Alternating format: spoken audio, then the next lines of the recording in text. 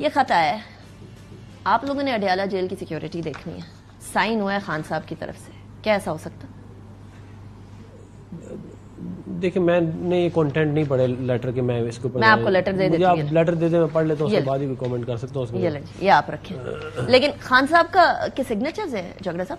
नहीं वो बड़ी बात नहीं। Again I think that I can't, no देखिए देयर आर टू वेज, और क्योंकि उसकी मैंने जो है वो बात नहीं की, that doesn't need to be anything extraordinary, because अगर उनकी कंसेंट से लिखा हुआ हो ना तो किसी ने उनके सिग्नेचर नो उनका इलेक्ट्रॉनिक सिग्नेचर मौजूद है, अगर उनके कंसेंट से लिखा गया।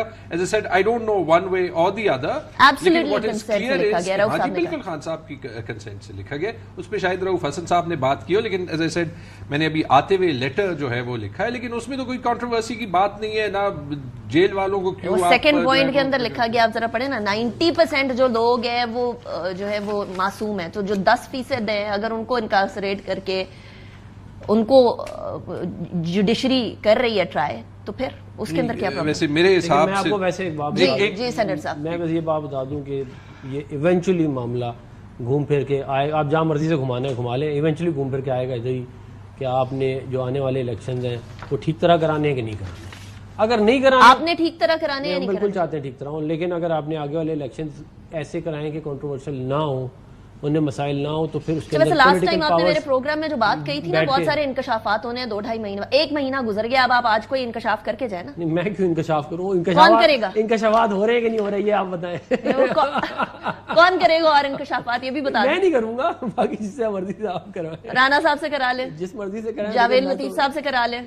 मौलाना कर रहे हैं इतने सारे, वो तो हर तरफ मौलाना साहब कर रहे हैं, वो सही कह रहे हैं, मौलाना साहब बिल्कुल ठीक कह रहे हैं। मैं ये नहीं कह रहा ठीक, आप कह रहे हैं इंकशाफ कर रहे हैं, इंकशाफ का मतलब आप स्टैंप लगा रहे हैं कि वो ठीक कर रहे हैं। इंकशाफात के ऊपर इंक्वायरी हो सकती है ना, इंकशाफात ठीक है गलत है ये तो मुझे नहीं मालूम, मुझे क्या पता। तो लेकिन फिर आप उनको इंकशाफात ना कहें, इंकशाफात फिर आप इल्जामात कहें। आप इंकशाफ कह रहे हैं, मतलब आप अग्री कर रहे हैं। इल्जामात कर ले, चले इल्जामात कर ले, ठीक है। मैं क्यों कर लूं, आप बताइए क्या है इंकशाफ है? बेहतर अल्फाज लफ्ज आपने निकाला, मैंने कहा इसको ऊपर एग्री कर ले, तो ठीक है आप कह रही हैं। रजा साहब ये मुझे समझ नहीं आ रही, ऑपोजिशन कौन सी है, हुकूमत कौन सी है, जरा क्लियर करेंगे आप ऑपोजिशन के साथ बैठे हैं, हुकूमत के साथ बैठे हैं? हुकूमत की हिमायत में बैठे, हुकूमत के साथ नहीं बैठे। किसी भी टाइम ये हिमायत खत्म हो सकती है रजा साहब? Of course as far as principles are concerned, किसी ना किसी प्रिंसिपल ग्राउंड पे ये सपोर्ट की है ना, तो अगर वो प्रिंसिपल ग्राउंड जो है वो डैमेज होता है या फॉल डाउन करता है, तो उसके साथ ही साथ ये भी खत्म हो सकता है। मौलाना जी, ये फैसले तो उस वक्त ही होंगे ना। मैं एक बात करना चाह रहा हूँ तैमूर भाई के लिए। ये खत तो मैंने भी नहीं पढ़ा, ये जो डिमांड कर रहे हैं जस्टिस की और तमाम चीजों की, तो इससे पहले जो चीफ जस्टिस साहब थे उनसे कभी डिमांड की कि 63A1 में जो आपने किया है, जो जजमेंट दिया, इसको तो कोई लीगल फ्रेटर्निटी मानती ही नहीं, जिसकी बुनियाद पर पंजाब असेंबली का वो सारा रकस हुआ, जिसकी बुनियाद पर उसके बाद दोनों असेंबली को इस्तीफा देना पड़ा। तो 63A1 का जो फैसला भी पेंडिंग पड़ा हुआ है, अगर उस पर हो जाता और सही फैसला आता, उस पर तो कभी डिमांड नहीं की गई कि जो कॉन्स्टिट्यूशन की वायलेशन के अंदर फैसला है, जजमेंट आया। तैमूर साहब, would you like to answer on that? जो कि सारे फिर जी तैमूर साहब, देखिए यकीन माने कि तैमूर भाई इस बात से अग्री करेंगे कि वो जजमेंट जो फ्लॉड है। तैमूर साहब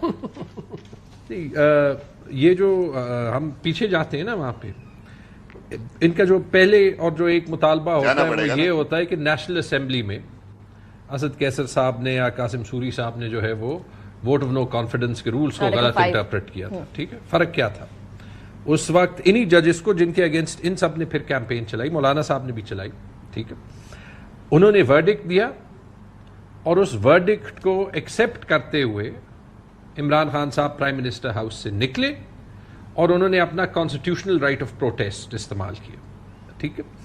और फिर चाहे हमारा जो स्टांस है वो वाली जो वोट ऑफ नो कॉन्फिडेंस थी और जो पंजाब में थी, दोनों में जो है वो हॉर्स ट्रेडिंग हुई थी, बड़ी क्लियर हुई थी। एक में तो सिंध हाउस में जो है वो लोगों को ताला किया गया था और फिर वही बंदे जो है वो लीडर ऑफ द ऑपोजिशन भी बन गए थे, और फिर वही जो है वो after the completion of the assemblies term PMLN के कैंडिडेट भी बन गए।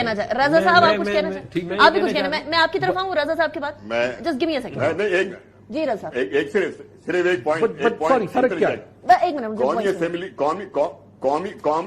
कौमी असेंबली में उन मेंबरान ने वोट नहीं कौमी असेंबली ने उन मेंबरान ने वोट नहीं कास्ट किए थे। पंजाब असेंबली में मेंबरान ने वोट कास्ट किए। ये बुनियादी फर्क है दोनों में। अफनान साहब, मैं ये कह रहा था कि इमरान खान साहब ने फरमाया था कि मैं ISI को कहता था बंदे पूरे करने के लिए, तो वो बंदे क्या उनको फूल भेजते थे ISI वाले के, फूल भेज रहे हैं हम आ जाना, या कहते हैं वोट डालने के लिए। मतलब आप अपने काम भी तो देखें ना। आप कहते हैं हम खुद जो मर्जी करें, हाँ, हम पे कोई कानून नहीं That is लागू my होता। biggest concern. Peshawar high court का जब फैसला आया सियासी है, जमातों को फायदा होता है, पेशावर हाई कोर्ट का तो फैसला कहते है, हैं बिस्मिल्लाह। मेरे पेशावर हाई कोर्ट का फैसला आया कि नहीं आया?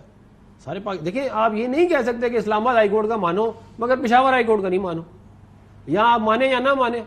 इस तरह तो नहीं हो सकता ना कि जो आपको फायदा दे रहा है वो चीज आप उसको। इसलिए हम ये कह रहे हैं कि अगर आपको चार्टर ऑफ रिकंसिलिएशन करना है तो आपको सबसे पहली चीज ये होगी कि आपको अपनी गलतियां माननी पड़ेगी। हम भी मानेंगे, आप भी माने। चलो वो प्रेजेंट वाली गलती की तरफ आ जाते हैं ना, मखसूस नशिस्तों की वजह से अब आपको बुलाना पड़ेगा, इजलास बुलाना पड़ेगा पेशावर हाई कोर्ट के फैसले के बाद। एक में बस आखिरी बात ऐड कर दो। देखें, जो केयर टेकर का कानून है, जो ROs की अपॉइंटमेंट का कानून है जनरल इलेक्शन के लिए, इन चीजों को आप विजिट कर लें, इन चीजों को सीधा कर लें, आपका अगला इलेक्शन बहुत बेहतर हो जाएगा।